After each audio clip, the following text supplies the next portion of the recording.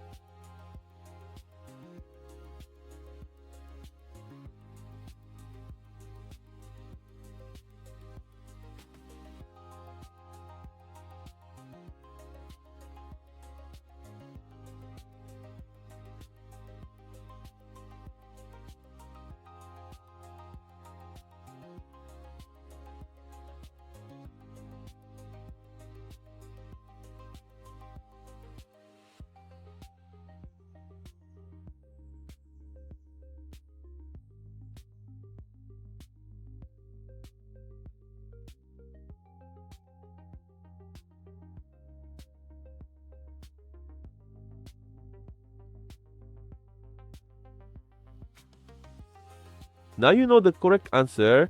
If you got it right, comment below. If you got it wrong, don't worry. This type of expression tricks many people. Leave your like and subscribe to the channel and follow the upcoming challenges. See you in the next video.